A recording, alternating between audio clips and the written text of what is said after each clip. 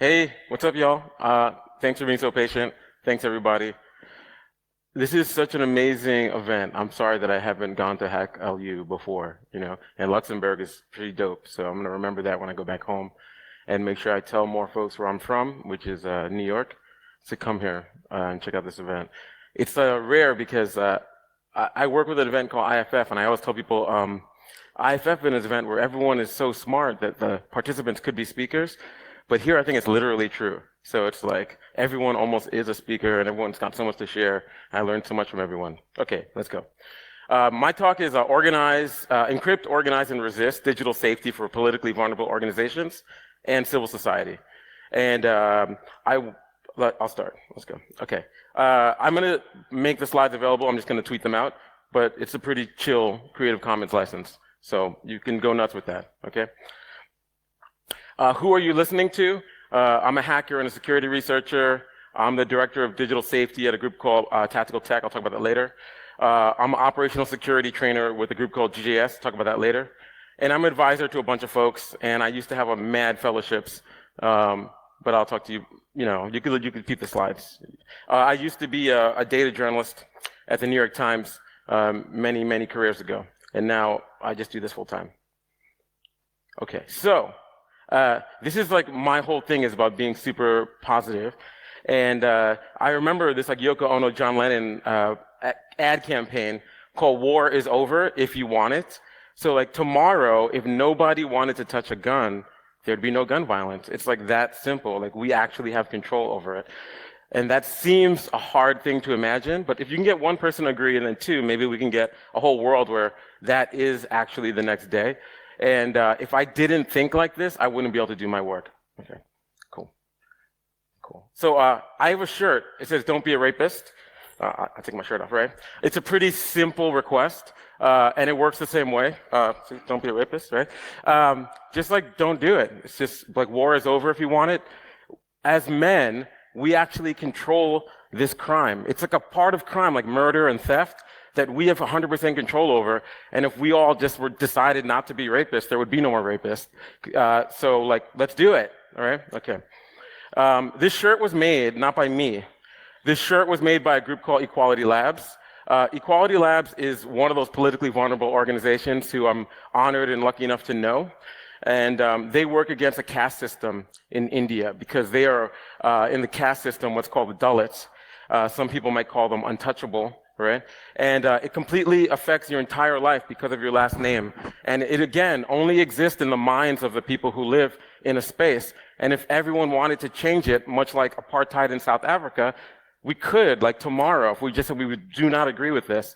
And they don't just work in their country, they work internationally. And this is them with their We Believe Survivors post from October 3rd, when they were in Washington, D.C., protesting against Kavanaugh, who was a candidate for the Supreme Court, who now will be for life in this position in the United States as a Supreme Court justice, steering that government. And they're amazing people. But if you read here, they're a South Asian community technology organization dedicated to ending caste, apartheid, Islamophobia, and religious intolerance. And they're amazing people, so definitely find out more about them. Okay, so how did I get into this? When I was a kid, I was like a young punk rock kid, and I was like a straight edge vegan, and all my friends were eating, plants and trying to help homeless people by feeding them vegetable sandwiches that they didn't want. What were we thinking? So, but there were a bunch of kids who were just like me. I should not take this off because my headset's on it, sorry. And they were from Long Island, New York, and they had this thing called Stop Hutchinson Animal Cruelty.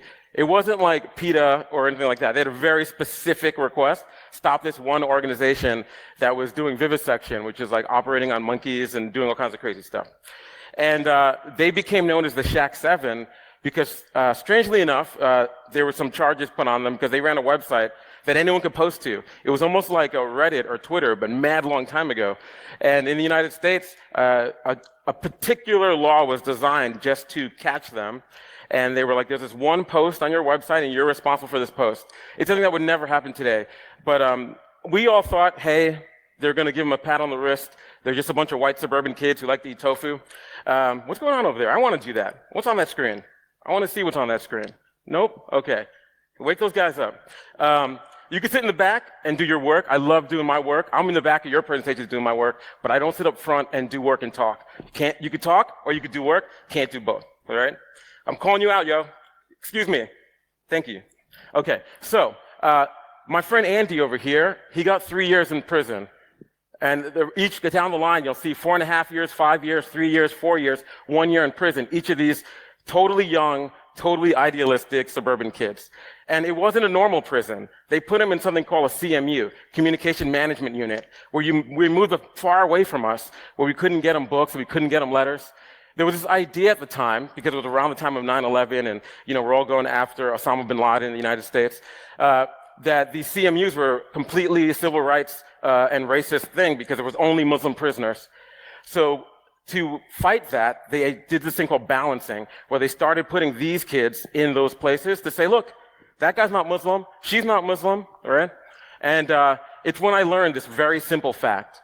If you do anything positive in this world and you're fighting to change the status quo, that's awesome. You do that because you believe that's right, okay?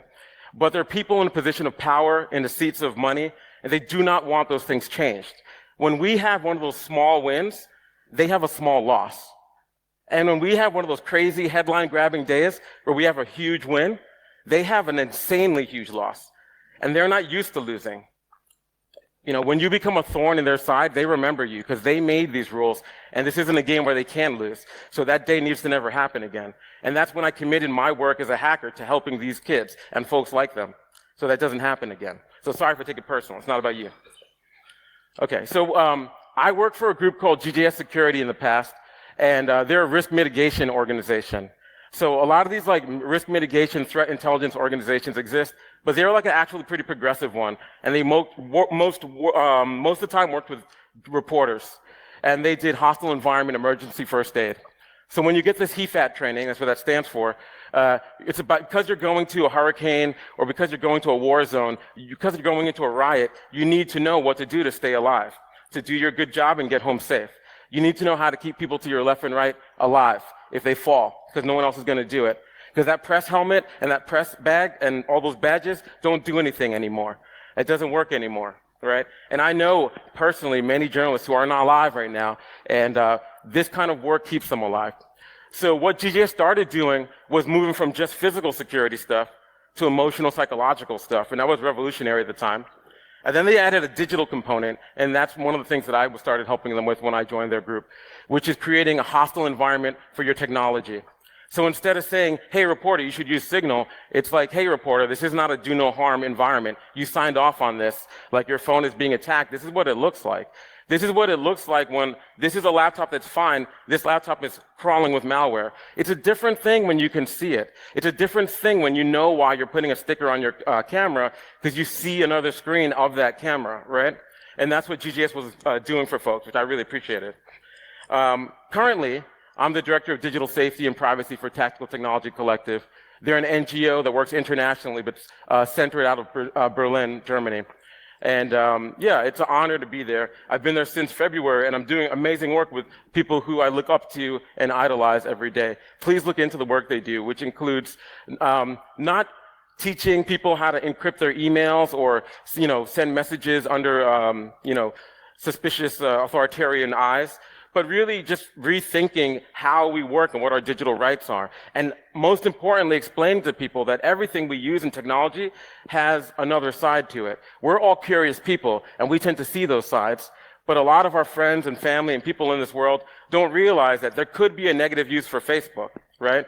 I was reading this article just yesterday about how Facebook was weaponized by the Myanmar government and used for genocide, right? And it was so ingenious. You've got to read how this was done. It's not just changing the way you think to possibly sway an election. It's bodies who aren't here anymore because of a post. Okay, so what is civil society? In my talk, I talk about civil society. Civil society is the world of grant makers who support people who are making major change happen all around this world. Civil society are nonprofits, and civil society is non-governmental organizations, and it's that ecosystem. And it's not something that maybe a lot of people in this room work in, but we need more people like you all. right? So definitely, if you're interested, even if you have like just 5 seconds of time or one day or weekend every other month, you can make amazing things happen because civil society is being attacked all day, every day in this current environment. What is a politically vulnerable organization? So this is Sean Brooks, right? And he works for Berkeley, it's a school in California, and they have a group there called the Center for Long-Term Cybersecurity. And I count him as a friend, and it's a really amazing work that he did in this document called Defending Politically Vulnerable Organizations Online. And he says the focus is on organizations that are attacked because of the political nature of their work. Politically vulnerable organizations may be the target of governments, criminals, hate groups, hacktivists, and many other threat actors, and they may be targeted for many different reasons. The term politically vulnerable is not intended to define an organization as inherently weak, but rather to highlight that they may be subject to attack for expressing minority politically unpopular opinions, right? And let's move on. Another amazing piece of work that you should look at is made by this group called Engine Room, which is another NGO, their international group, and it's called Ties That Bind, introducing our new research on organizational security for civil society.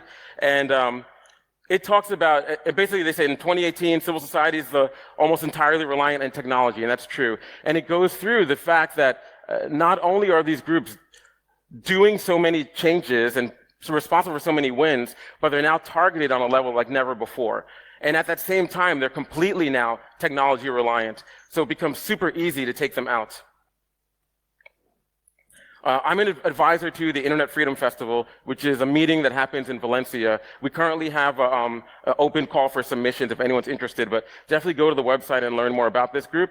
There's also a job area there, which isn't jobs for IFF. It's jobs in civil society for people who are technologists and designers, etc., right?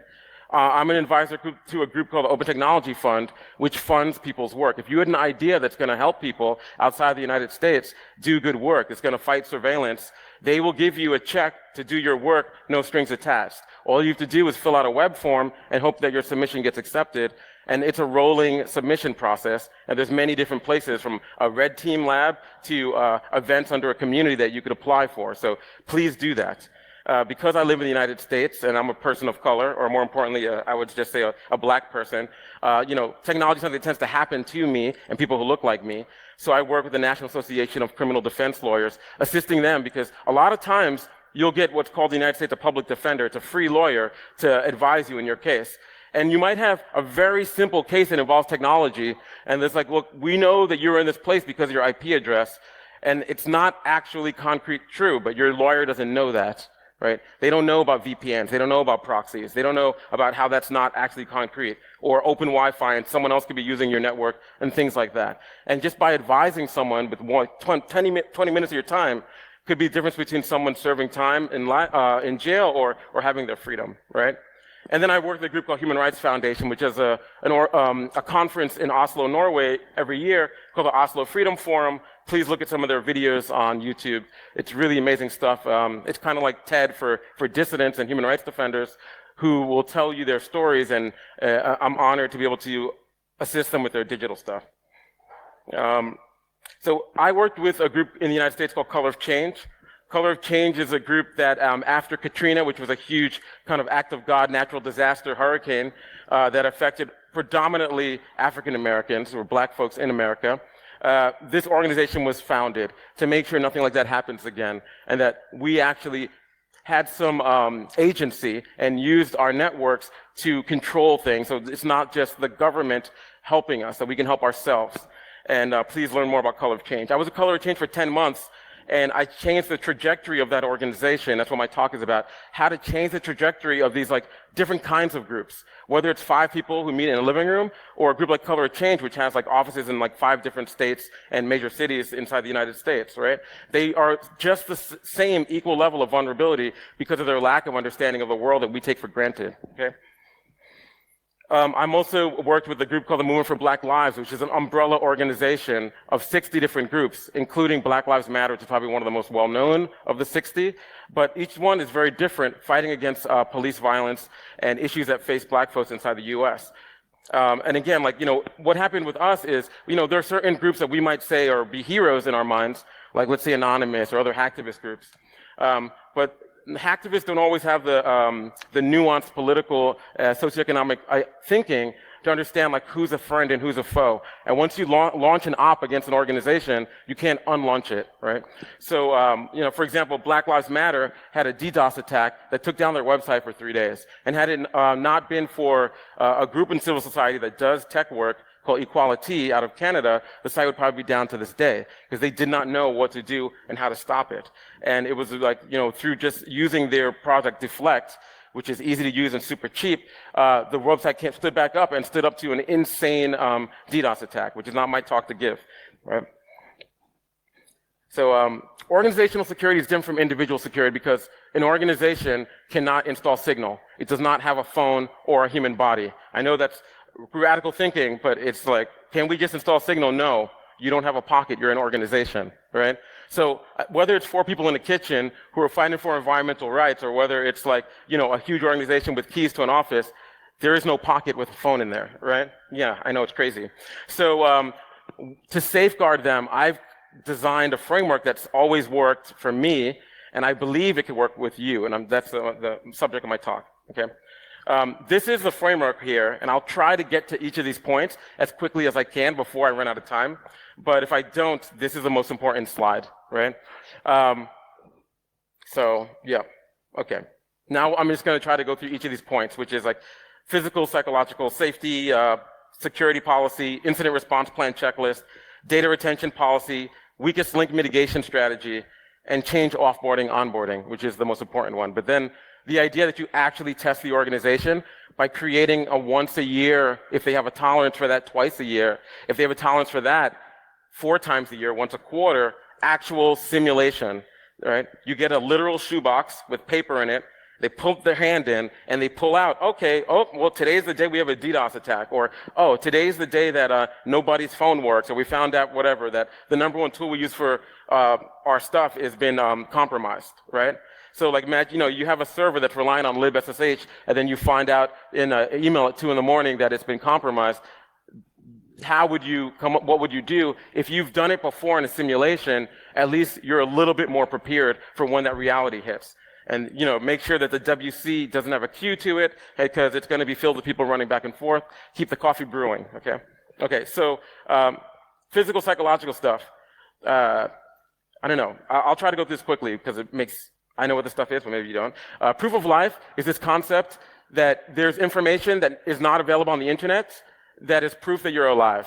And it's really important that everyone in a politically vulnerable organization have this, right? So if I think that you are kidnapped, or if I think that something's wrong with you, or if I think that you're not around, this is something that someone can't check on Facebook about you to prove that you're actually there and you're actually alive. If there's a reporter that's missing from an investigative research group, I can say, well, if you really have this person, what was their favorite toy when they were 5 or something like that, right? That's not on the internet.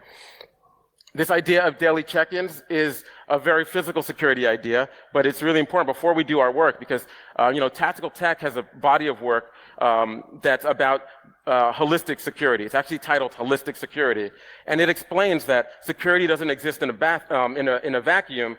Security is part of a living body that is your body. So if you feel that you're stressed out, if you feel that you can't get up in the morning, if you feel that there's bullets flying outside, you're probably going to mess up your entering your passphrase, right? You're not going to be thinking, I should put this in a secret channel on this app that has an option to do regular unencrypted messaging, right? Warm-up campaigns in the event someone goes missing, right? So if I'm like Kasoji, or if I'm someone who's a journalist or an activist that there are known threats against, you don't want to launch a Facebook, Twitter, fundraising for the family, research if you know something campaign when the person goes missing. That's time you do not have, right? Understand digital location tracking and monitoring. And I gave a talk on cell location tracking at Georgetown Policy, which is more specifically on this, but you can't have people in hiding who are using cell phones, and that's a key important thing.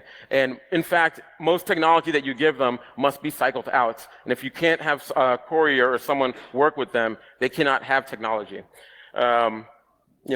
If you have a phone and it's a safe, clean phone, but you're calling the number one person in your life, that's obviously you. So you have to understand that the people and things and places you need to contact, you have to have a secure way to contact them, or they need to have themselves completely clean new phones and numbers that have been seeded with a couple calls. They don't just get calls the day after you disappear and go into hiding, right? Stay random. That could be that shoebox with paper strips in it. It could be a coin toss. It could be anything. Whether you're deciding to use the bathroom on the first floor or the second floor, flip a coin. Don't create a pattern. Create something that's called a go bag or bug out bag, and that is where you to just leave with. Yeah, your laptop should not be part of that. I'm sorry. Yeah, like it is just a change of clothes, maybe deodorant. I've been behind some of you in the queue. I know, right? It's a joke. You could laugh. And practice going to a safe place. If you have an idea of a safe place you would go if there was something wrong, don't make it the first time you're going there when there is something wrong, because you'll realize there's all kinds of complicated things as you try to get there, all right? So now into the more technical stuff. Security policy. For working with a vulnerable organization, it's politically vulnerable, they have a job to do, and they're usually understaffed, and they don't have time to become computer experts at all. So this is designed to be really, really simple, high-level, basic stuff, because when they're dealing with issues, that's about the tolerance level of what they can handle, right? So you create a policy of what everyone is doing yesterday. So in a politically vulnerable organization, what everyone's doing yesterday to be digitally safe is pretty much nothing, and that's what this policy is. Because when someone like myself shows up, because there was some issue, because with DJS, I travel all over the place, it's not because, hey, this could happen. It's because, no, this did happen yesterday, and like there's an adversary in the server. Look, there they are going back, taking some more files, right? So what are you doing right now is really important to someone who wants to help, and it's very important for them to understand. And that list usually is, we have a password to unlock our screensaver, because it's not what one person is doing who's like 007, Jane Bond, James Bond.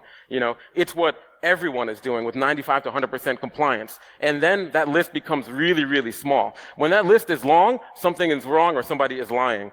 And then that is your security policy. And that's all it is. And you just make sure everyone's doing that thing that you thought everyone is doing.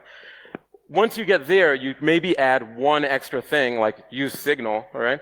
But on that, it takes time to get that adoption in. You've got to make sure that it works in that country. There are a lot of places where the app does not work at all, right?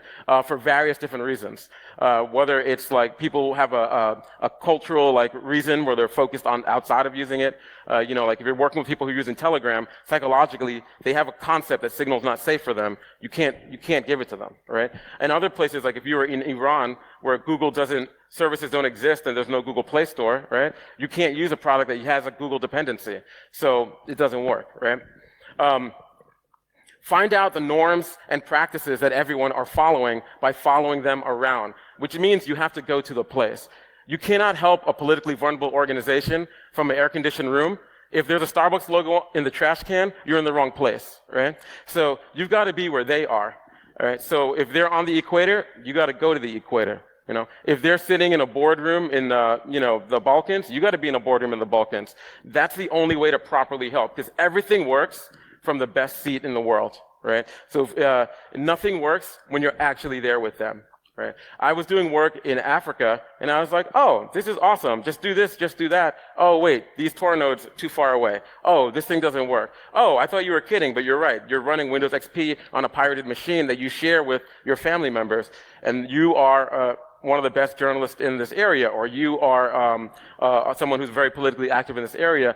You need to be there to see these things. So before you can talk about, let's lock down your stuff at full disk encryption, right? That's a joke too, but it's okay, didn't land. What classifications do we have? So I classify all things as traffic lights, red, yellow, green, right? So the files are all classified red, yellow, green. If a file is okay to go public, it shouldn't go public, but if it's okay to go public, it's green, right? And if a file is highly sensitive, and you shouldn't even be looking at it, but you just wrote it, that's red, right? Now, you make all your devices have the same thing, and it's pretty simple. You don't get a green document on a red device, and you don't get a red document on a green device. You keep everything matched up, right? So if you follow the chain of custody of a sensitive document, and every system that it touches needs to have extreme level of lockdown and security on it. And there's no way it should ever touch a system that doesn't have that. And that's something that people can actually wrap their minds around, right? And that basic codifying and categorizing of stuff is where you're going to spend the most of your time. And by most of your time, I mean almost a year, right? Everyone knows you should use a strong password and things like that. You have to literally define these things for people who are super busy. And it needs to be written down on a very simple laminated card that's not electronic, that's in a file cabinet covered in dust. And hopefully they never need to wipe it out, right? Because they've memorized this stuff, right? You give everyone a black crayon and they put an X through the checks of all the stuff they're following, because it's the only way a stressed out person is going to be able to do this stuff. You would think that if your life depended on it, you would be able to do all this stuff if I told you these are the 3 steps to keep you alive. But there are people who are told, hey, if you don't stop eating this way, if you don't stop living this way, you will die. And everyone wants to live, and those people do die, right? Ask a doctor. So if you tell someone there's an invisible threat, and if you don't tap this key this way, it's going to hurt you, good luck. It doesn't work, right? Moving on. So going back to this checklist, on the other side of all the daily operation stuff is an incident response checklist. And all this is like what to do in the highly likely possibility that this thing happens. And it's like check, check, check. And the last thing's always a smiley face, because the anxiety rises when people are like, did I do everything I was supposed to? Did I do enough? And it's like smiley face, I'm done, right? Twitter tweets are flying out, but no one in our organization is writing them. That sucks. Here's this weird page that no one will ever find when they're stressed out on Twitter to report that properly, right? Maybe I'm in a place where the government isn't corrupt and isn't working against me, and there's a group that does incident response. There's a group that does emergency response, like a CERT team. You know, if you don't have a warmed up relationship with that team, if you don't know what extension to put in or what email to write, it's going to slow you down. You can report this. Maybe you're not the only organization that does this work that's being attacked right now, right? And things along those lines. And again, this fits on one sheet of paper with a little black crayon, and it's laminated, so it's plasticky, and you could just wipe it clean when you're done, right? How do you deal with lost and stolen equipment is key. But another thing I should add to this is, how do you deal with equipment that nobody knows where it came from, right? So if there's hey everybody on the mailing list, did somebody leave an iPhone it's not a bug that's gonna get you. It's this obvious stuff, right? Nobody wants to throw out an iPhone. That shit is magic, right? So if you put an iPhone someplace, they're going to keep it in the organization forever in a nice, easy place so you can see it. Is this maybe yours? I'll keep it up front in the meeting room or in the front desk, right? Like, this is real, right? So if you don't have a rule that's like, we're going to put this stuff in a clear Faraday bag and then put that in this iron box and cover it with blankets or something, then it's going to create problems. What do I do if someone's sending email acting like us? And I don't mean that you're the person. I was at an event like this for civil society, and there was like a major organization that everybody knows, and the executive director wrote an email, and it was like, hey, there's some changes to our organization with a link on it, and you would click on it. As, you know, like nobody in here would not click on this thing. But because everyone was in this meeting room, everyone got the notification, like, and it was just lit up. So everyone got the email at the same time. That's the only reason why the spear phishing attack didn't work. It was like, well, that's weird. Are you seeing this? Like, why are we all getting this? But if they were in their offices, it would have worked, right? And you don't always get so lucky. But that person didn't write listen, I didn't just write this email that you may all have been receiving. This is what to do. So there's a certain duty of care, which I'll get into later, certain responsibility that you, as someone who gets faked a lot or spoofed a lot, you need to do that, even though it's not your org, right? And again, there's some basic stuff on this, I'm just going to move on, but business continuity plan is, a lot of organizations, the stuff that we would tell them to do just will not stick. And there's no way in hell that they're going to do it because their workflow is tight enough. They're barely meeting their deadlines. Even a 5-minute change will cause them to like completely destroy the organization. And your helping will actually destroy the organization. So don't do that, right? But what you can maybe do is say, here is a plan of a bunker, right? You run into this bunker if there's a serious like nuclear attack type of situation, right? And it's like, I know you don't have time to use Proton Mail, or I know you don't have time to do all these different things. But in the case of like complete horrible stuff, this is what you do. You communicate this way. Instead of everyone in the org, it's only 4 people talking. Everyone goes home, right? You keep your money in a completely different place in case your account gets frozen, and all this basic stuff like that. And then, you know, you can introduce them to Bitcoin. So, you know, Ankit and Aaron will see their see their charges on the blockchain, right? Okay, moving on. I said Bitcoin. I just got to say blockchain. Done. Okay. So, nice. I'm getting that money now. I am from New York. So, have a data retention policy. And this is really basic. Like in New York, one thing that they always say is, when you go into your apartment and you buy all that stuff from IKEA or whatever, you come back the next day and your apartment's emptied out and there's nothing left but a little thank you note. That sucks, right? So but people can only steal what's there. And that's the same thing that it works with people's data. A lot of these organizations have an identity management problem when it comes to their digital security, where they have shares that they've written, like I've shared this document in 2004 with sensitive information, and it's still shared to this day. I guarantee you no one looks at this document. It does not need to be accessible. We all know that easily accessible stuff could just be taken overnight. So what you need to do is get them to a place where they're not saying like, should I keep this? They're kind of like doing that, like, Marie Kondo method, like, does this spark joy? Like, So they're just like, yo, do I absolutely, what is a reason why I would not throw this shit out? Excuse the French, right? That's not really French. So you're going to be like, this document from yesterday's board meeting, why is it highly accessible? Who wants to say why and sign this like, I am saying this is that we need this. We're all signing on this. I said we needed this. I guarantee you nobody wants to be written down and say, I'm accountable for this document living, and everything is going to end up getting archived and encrypted, right? Have a definition for what archiving is. Have a definition for what deleting is. Yes, I'm really happy that I got to speak after the people who do physical destruction. That was like a really happy accident, because at the end of the day, a lot of people don't realize that USBs and hard drives and all this stuff contain that data. And it's how these organizations get attacked. There was a great talk at RSA, I think 2017, that Google made about email. And they say that nonprofits and NGOs are like the #1 attacked part of Gmail. Right? Their Google Suites are getting attacked constantly. And there's no need for them having all this email in there. If you use Google Suite, Google has a lot of things that you could use. They have a product called Vault, which is used for e-discovery, but it can help you quickly see like all your emails over time, all this other stuff. If you use G Suite, the G Suite admin can see the subject line of every single email the organization writes. Super creepy, but it's a true thing, right? And they can use that to like lock down and put things away very easily. So you should do that stuff. And again, have some kind of inventory for your file system. Everyone knows when you buy a computer, you make a folder structure that's like 2018, and then you have another folder underneath it, and it's like receipts. And then by the end of the year, receipts are all over your desktop, right? So like that's reality for these organizations too, and there's no changing that. In fact, it's 100 times worse. But what you need to do is just say, look, we're going to actually format all our computers on January 30th, and they're all going to be wiped clean. And then you let everybody know that, and people will be moving only the most important stuff to where they need to archive and encrypt that stuff, right? And yeah, it's a painful process, but you'll realize there's an idea with physical security where you put the shredder twice as close to you as possible, and you put the garbage can as far away from everyone as possible, and everyone shreds everything, right? And this is the same thing, right? Because people are lazy. So I have a weakest link mitigation strategy. We all know there's a weakest link, right? Like we have to get out of this room, there's only one door. And that door has a handle. Here at Hack.lu, you gotta like turn it, right? Which means if one of you doesn't wash your hands, none of us are washing our hands, right? Yeah, think about that one, right? So, and I know who you are. I see you.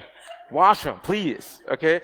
So the same thing works with an organization. You have to teach them that their level of security is equal to the lowest level of security maintained by any one person. That could be an intern, because a lot of these organizations are fueled by hopes and dreams and rainbows, and that equals free volunteer work. Everyone needs to follow these policies. There cannot be a security person who worries about this all the time. Security needs to live inside of everyone's minds, just like how there's things like, we have some basic norms here. You don't just say, get out of here, you're fired, or I don't like your pants. Like, there's rules about how this organization works, right? So just as how there's no one who's there who just leads that, there's no one who should be the security officer. Security needs to live in the DNA of the org, if that makes any sense. But you do want to have this idea of like a fire warden. At 5:45 or something like that in the morning, there was an alarm that went off. It was not my cell phone alarm on my iPhone, right? It was a fire alarm here in this building, and it woke everybody up. And right? So if it didn't wake you up, you might have burnt to death, and that would have been a tragedy. Okay, so but it woke me up, and that fire warden wakes up the organization. That fire warden says, "Listen, I'm the point of contact. How do you pick the fire warden? You find the person who obviously knows the least, and you empower them. You're in charge of getting everyone on signal. Why me? I don't know. This is reasons, right? And that person will just love it. They'll become drunk with power. They will go around to everyone. Are you on signal? Are you on signal? Right? And in actuality, all you wanted was them to go on signal. Right? But now you have this person who's the signal person. They're like, oh, I got it, right? And that is how you work in these orgs. And that's what you need. And you don't make the person who's in charge of other things that same person. You got to spread the love. Because trust me, there's many weak links, right? Okay, boom, boom. Okay, so changing onboarding and offboarding. In these organizations, they're underpaid and overworked, which is a recipe for high turnover. That is your best friend. You change onboarding. These people who work at this org will not be working there in, I don't know, give them 3 years maybe, right? At 3 years, 2 days, if I see someone still works there, it's like The Walking Dead, like they're just about to quit, right? So you change onboarding, because the day someone walks in the door, they want to do a great job. So you change all the job descriptions that say, must have a really good understanding of digital safety hygiene or something like that. Nobody knows what that is. And they're like, oh, I studied for this interview. What is that? And then you just, at the interview, you just make it, you probably have this job, but we realize you don't have the last thing. And you stress them with that. Then they get the job and they start, and you train them on what that is in this organization. I guarantee you they will adopt it immediately. But they will realize that they're the only one doing this. Thank you. Right? Over time, through aging everyone out, only these people are running the organization. So even if you're a complete failure, you will succeed in the long run with this strategy. With offboarding, you want to ask people, like, hey, do you happen to have any files that still belong to us? Or is there like a hard drive under a desk somewhere that you took because you need to work on a weekend, or like things like that? And there always is. There's always some, like, we needed to get some stuff to the travel company, so we broke protocol. When someone's on their way out, they're going to give you all these answers. They should sign off on it. I said I had this thing, and I will bring it back in 2 days. Because once they get out of that door on their last day with their cardboard box, right, they're not coming back, and you can't find them, right? Okay, so I'm working with this illustrator named Jason Lee to take these concepts that I've been working on for years with a lot of different organizations in a lot of little hostile environments around the world, and to make them these really cute, really emoji-covered, simple things. So you don't even need to make the one sheet. You just print my one sheet, right? Because I don't want to do that stuff. There's all this other stuff I want to do. Like, directly affected people, they don't want to be like freedom fighters and stuff. They just want to hang out and play video games. I got a Nintendo Switch I never get to play. If the world changes and everyone starts adopting these things, I'll have a lot more free time. And this is an example of what Jason's stuff looks like. He wrote and illustrated this comic book called Teacher's Pet, and he did a lot of work with this organization called Citizen Lab, which is out of the Monk School of Foreign Affairs in Canada. Boom. Okay, so listen, this is how you reach me. I'm on Twitter. I only have 1 or 2 followers. I'm still an egg. I want you to please follow me, please. My ego needs the follow, right? On Medium, there's a post. It's called How to Reach Matt Mitchell Securely. I'm Matt Mitchell. There's verification right here, okay? I look a lot neater and a lot cleaner in that picture, but, that's how it is. People of color, you know what it is, So, in there, it's how to reach me in all the different methods that anyone could reach me. From how to reach me on my favorite secure comms app, which is Wire right now, or how to send me a PGP email. And I try to document it step by step for folks, So you got to be where people are. Ricochet, I hear you, I see you, right? So, and that's that. Okay, I don't have any time, but do I have time for questions? Okay, dope. All right, everybody. Thank you for being here. Thank you so much, honestly, for listening to this. It's not the typical Hack.lu talk. Please take care of each other, okay? Thank you.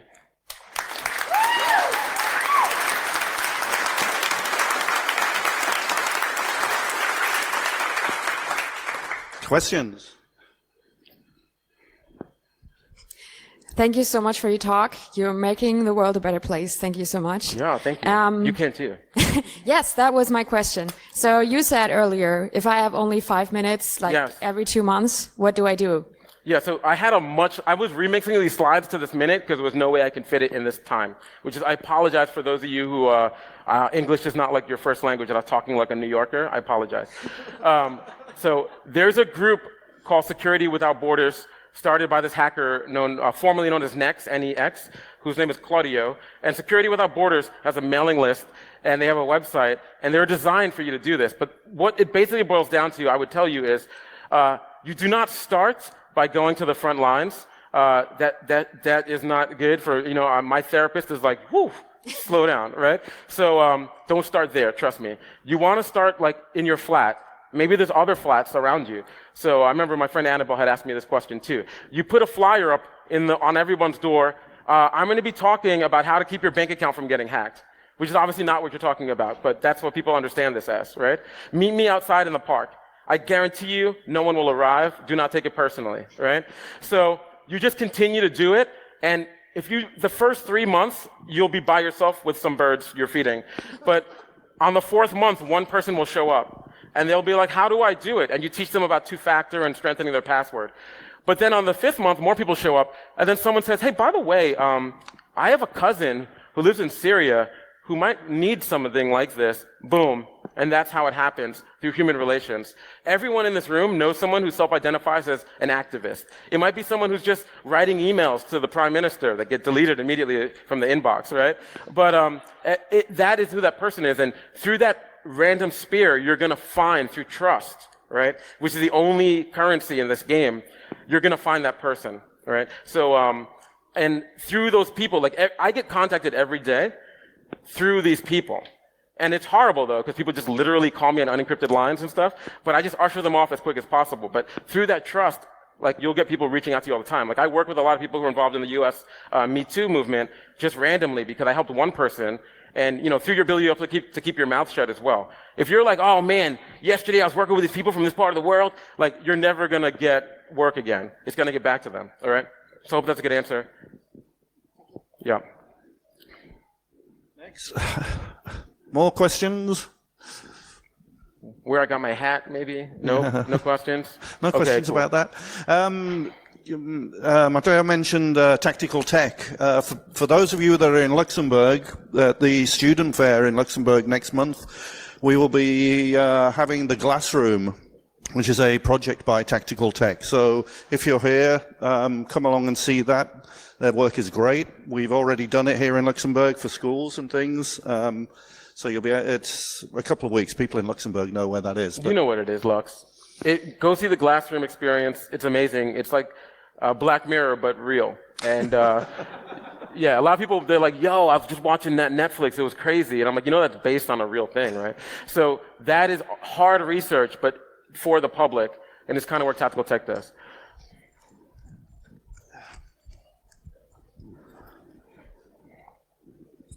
It's less a question, just a comment on that question which was there before. Thanks for that nice idea of sitting in the park, but to go into more concrete paths, crypto party movement exists all over the world. That's something where you can just go and spend some time with, for example, being like second level expert for those crypto party guys. Like if you don't want to spend 5 hours, but 5 minutes, this might be an option.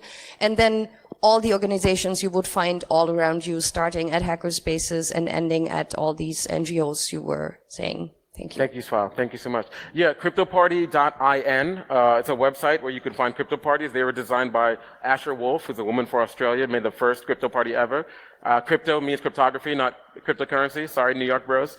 And Luxembourg bros. Yeah, and Luxembourg bros. Yeah. So, that's crypto parties are amazing. In Berlin alone, there's multiple. Shout out to Malta and other folks who do them. More questions, comments. I know you all want to go for lunch. Yes.